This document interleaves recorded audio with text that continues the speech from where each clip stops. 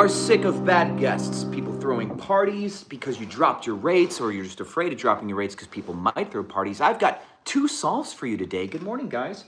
Coffee time. This is Sean Rakicic, world's biggest short-term rental nerd, and I want to teach you how to prevent parties by understanding that dropping your prices isn't what's causing your parties. That's a hot take, isn't it? Please like the video, and let's go on a little epic journey for price. There's something called zones.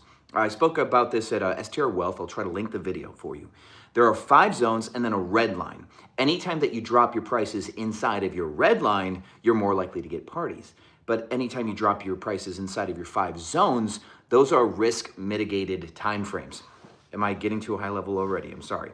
So let's imagine a year long. Hopefully YouTube doesn't bunk this, but a year from now would be what I would call zone 1, mega far future. All right. Now, depending on your property size, a big property, your zone 2 might be 8 months from now. And then your zone 3, your middle zone, which I call your golden window, might be 4 or 6 months from now. And if you're a very small property who doesn't get any bookings a year from now, your zone 2 might be 3 months from now, and your third zone might be like 45 or 60 days out, right? Your golden window, your best bookings come in your golden window.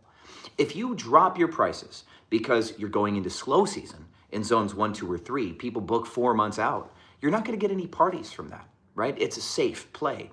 Now, inside of zone 3, there's this drive down to last minute bookings.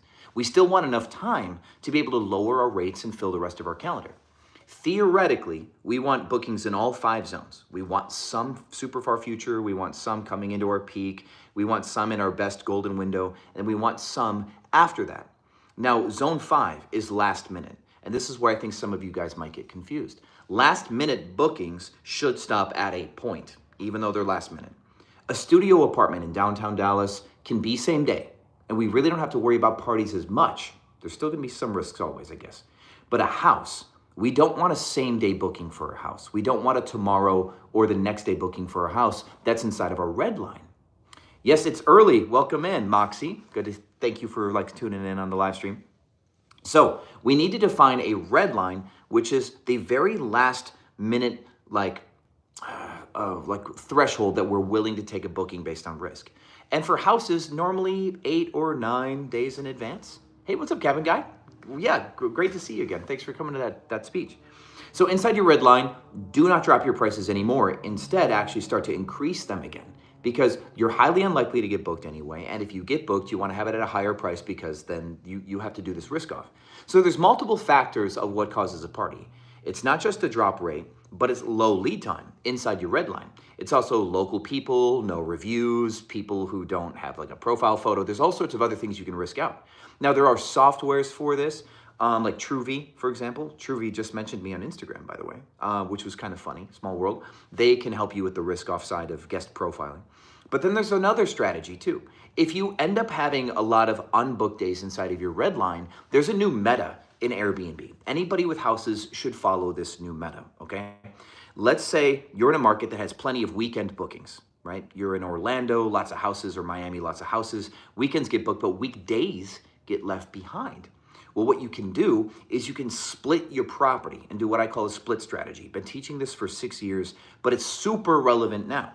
Take every private room or every room and list it as a private room.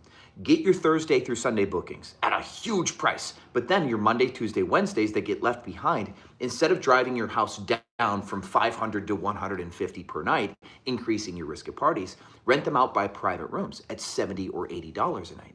You can have five bedrooms booked at $50 or $60 or $70 a night. You'll still make $300 a night on your weekdays. Isn't that really cool? Now, here's another thing. People who throw parties are not searching for private rooms.